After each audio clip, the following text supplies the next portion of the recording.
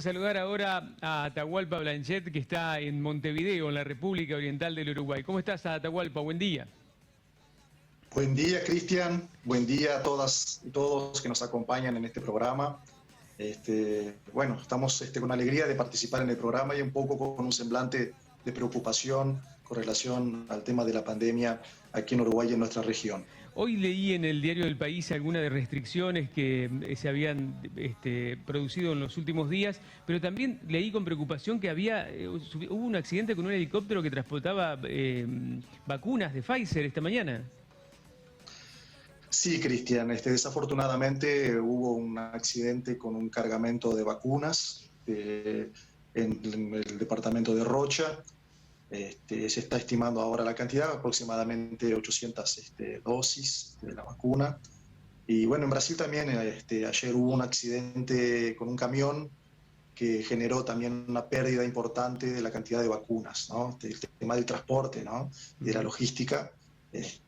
Bueno, es lamentable porque son vacunas importantes y más en la región de frontera con Brasil, ¿no? Que enseguida vamos a hablar un poco sobre la importancia de generar un escudo inmunológico en esa región. En Uruguay se han cerrado las escuelas y la administración pública esta semana. Sí, cerraron. En realidad hay un conjunto de medidas, Cristian, que fueron anunciadas por el gobierno de Luis Lacalle Pou este martes. Yo y periodistas anotamos y sistematizamos esa cantidad de medidas porque son medidas que por su turno también tienen una serie de otras medidas para que se puedan implementar, ¿no? Podemos ir hablando sobre eso. Tenemos, además del cierre de escuelas, un conjunto de otras 15 macro medidas que en realidad tienen como su centralidad la restricción a la circulación de personas para evitar el aumento del número de contagios, porque ahora tenemos una información, y creo que es importante traerla, que ya se detectó la cepa de Manaus, ¿no? Llamada cepa P1 de Brasil, en 7 departamentos del Uruguay. Es una cepa que tiene una capacidad de contagios 2,5 veces superior a las demás cepas, y eso también genera un aumento de la búsqueda por cupos en hospitales, ¿no? Y tiene, digamos, complicaciones mayores a las personas que tienen la enfermedad. Y además entonces del cierre de los colegios y de la administración pública, ¿cuáles son esas macromedidas anunciadas por el presidente Lacalle Pou? Bueno, yo las voy diciendo aquí, después podemos ir hablando específicamente de cada una si es el caso. Bueno, la primera de ellas es que las oficinas públicas cierran hasta el día 12 de abril. No se trata solamente de teletrabajo, se trata de cierre. Y las actividades, todas las que se puedan ejercer en teletrabajo, hay una exhortación por parte del gobierno que se realice. Bueno, una segunda medida es el subsidio por enfermedad a mayores de 65 años en privados. Se estableció una vez más el tributo COVID, que es un impuesto que se les cobra a los funcionarios que tienen altos salarios, altos sueldos en Uruguay, para que se pueda establecer un fondo de apoyo, ¿no?, al tema del COVID. También se trata de un aspecto también simbólico, en el sentido de que hay un interés grande de que todos puedan aportar dentro de su medida para mitigar los efectos no solamente sanitarios, pero también económicos de la pandemia. Bueno, una otra medida es la suspensión de clases, como ya fue mencionada aquí, que es un tema también que lo podemos tratar específicamente, porque eso ha generado mucha polémica, porque Uruguay tiene un precepto constitucional con relación a la obligatoriedad de la presencialidad en la escuela pública. Bueno, cierre de clubes y gimnasios, ¿no? Los clubes y gimnasios cerrados. Las actividades al aire libre también, solamente uno a cada uno. No se pueden generar grupos en plazas, por ejemplo, realizando actividades físicas. Suspensión de espectáculos públicos hasta el día 12 también de abril. Bueno, otro tema también que ha generado polémica precisamente en la región de frontera es el cierre de los free shops, ¿no?, en la región de frontera, porque eso se sabe que es un polo atractivo principalmente de turistas brasileños en la región de frontera de Rivera y también del Chuy, ¿no? Entonces están cerrados también hasta el día 12 de abril.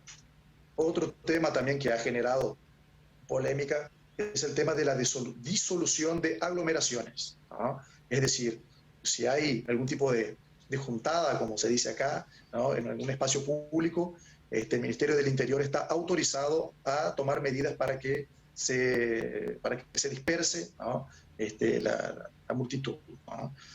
Bueno, el otro tema es el tema de las vacunas. Se exhorta a que se permita que los trabajadores puedan disponer del tiempo suficiente para ir, ¿no?, al puesto médico a tomar su vacuna, sin que eso tenga algún tipo de afectación en el ámbito salarial. Bueno, el cierre de termas, ¿no?, que nosotros tenemos acá en Uruguay las termas, y estamos ahora prácticamente entrando en la semana de turismo, ¿no?, que son bastante frecuentadas, entonces esos espacios fueron cerrados también. Fiestas y eventos suspendidos también hasta el día 12 de abril. Bueno, otro tema importante, dice, con relación al tratamiento de los pacientes, es el aumento de las camas de CTI. Se crearon ahora 129 nuevos cupos, 35 de ellos en el ámbito de los hospitales privados y 10 en el ámbito de los hospitales militares. También se anunció la compra de respiradores para poder ofrecerle un tratamiento adecuado a los pacientes. Bueno, la asignación familiar, ¿no?, por hijos va a tener también un incremento en sus valores, ¿no? En el ámbito comercial, los comercios siguen abiertos, ¿no? Los bares y restaurantes cierran a las 12 de la noche, y en el ámbito de los shopping centers van a cerrar las plazas de alimentación para que no haya aglomeración.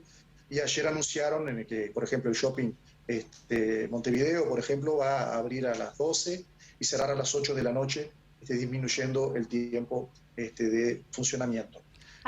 Bueno, también, diga. Sí, consultarte qué es lo que pasó en Uruguay, qué es lo que cambió desde el inicio de la pandemia, porque era uno de los países que mejor tenía controlada la pandemia, que mejor hizo las aperturas, ¿no?, en un principio. De hecho, se habían permitido al principio vuelos con Europa. ¿Qué es lo que pasó? ¿Qué cambió para que ahora la situación se haya descontrolado de esta manera? Bueno, esa es la pregunta que todos se hacen, porque tenemos un problema multifacetado, un problema multicausal, y tenemos una ecuación que ahí no se restringe solamente al tema sanitario, pero también a otras variables, que son variables de ámbito de rango económico y también político, ¿no? Entonces, lo que nosotros estamos observando, no solamente en Uruguay como en otros países, es esa dificultad para generar un equilibrio de esa ecuación con esas distintas variables, ¿no? Es decir, la sanitaria, la económica y la política, ¿no? Entonces, en el caso de Uruguay, por ejemplo, se venía manejando bien la pandemia porque se tomaron medidas importantes en el inicio, ¿no? Entre ellas el cierre de fronteras, la suspensión de las clases presenciales, otro tema también que se relaciona a la mitigación del aumento de contagios es el tema del transporte público, sea intra o interdepartamental, que no se permitía que más del 50% de los lugares estuvieran ocupados, una restricción importante en el tema de la movilidad. Y yo acrescentaría también un otro factor, que es el tema, eso, en fin, es un tema importante, que en Uruguay en ningún momento hubo una intervención con relación a la restricción individual de movilidad. Pero sí lo que pasó en la práctica es que hubo un isolamiento social vertical. ¿A quién me refiero? Me refiero a que, por ejemplo, las personas con mayor edad no se ven en las calles, las personas están en sus casas, ¿no? Y lo que se ve más son personas jóvenes andando por las calles. Entonces creo que, para contestarte la pregunta, lo que hubo fue un ablandamiento de esas medidas, gradativo ablandamiento de las medidas.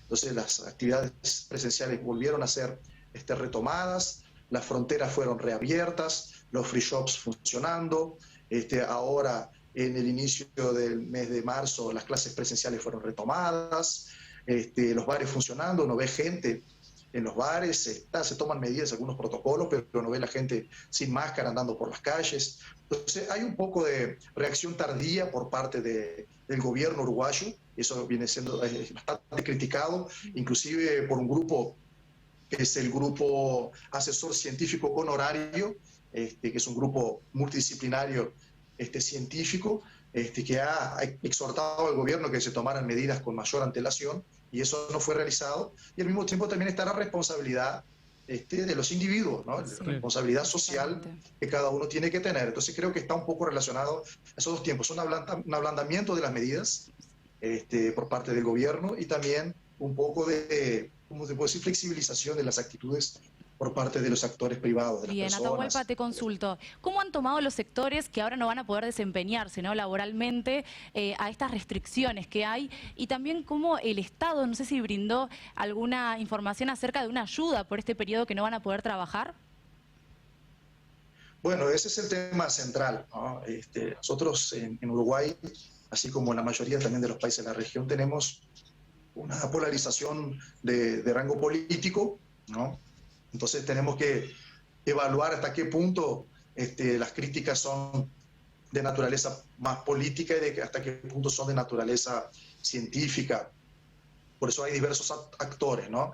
En el sentido de la ayuda al tema laboral, ¿no? Es un tema que tiene variables económicas y también tiene variables políticas. Entonces, es decir, lo que me parece que la reacción tardía del gobierno está bastante relacionada a una presión de ámbito empresarial acá en Uruguay. Sabemos que es un gobierno más alineado con esa vertiente, ¿no?, de la sociedad, y en función de eso se ha retardado para tomar medidas, ¿no? Si uno puede, o inclusive la política de vacunación tiene relación con eso. Ustedes observan bien, el primer grupo a ser vacunado acá en Uruguay fue el grupo de los profesores. ¿Por qué eso? Para poder garantizar que las clases presenciales ocurrieran. ¿Y por qué clases presenciales son importantes? Para que los trabajadores puedan dejar a sus niños en la escuela y puedan ir a trabajar. Otro tema es el tema de la franja etaria para la vacunación, ¿no? Tuvimos, por ejemplo, un grupo de 55 a 59 años que fue vacunado antes que las personas de 70 a 80 años. ¿Por qué eso? Porque es una franja de la población que tiene más edad, pero que hace parte de la población económicamente activa. Claro. Entonces, hasta las políticas de vacunación tienen también su variable económica bastante pensada. Entonces, lo que se hizo con eso fue ganar tiempo para, si hay que darle algún tipo de aporte como una renta básica, hacerlo por una cantidad de tiempo menor de que si se hubiera hecho hace más tiempo. Atahualpa, la verdad que ha sido un panorama completísimo. Le contamos a la gente que Atahualpa en realidad es brasileño de nacimiento, ¿no? Sí, yo soy brasileño, estoy acompañando con bastante preocupación el tema en Brasil. Y bueno, si quieren también les puedo brindar algunos números aquí con relación al tema de la pandemia. Ayer, acá en Uruguay, tuvimos un incremento de 1.796 casos. Actualmente hay 843 personas que fallecieron de coronavirus en Uruguay, ¿no?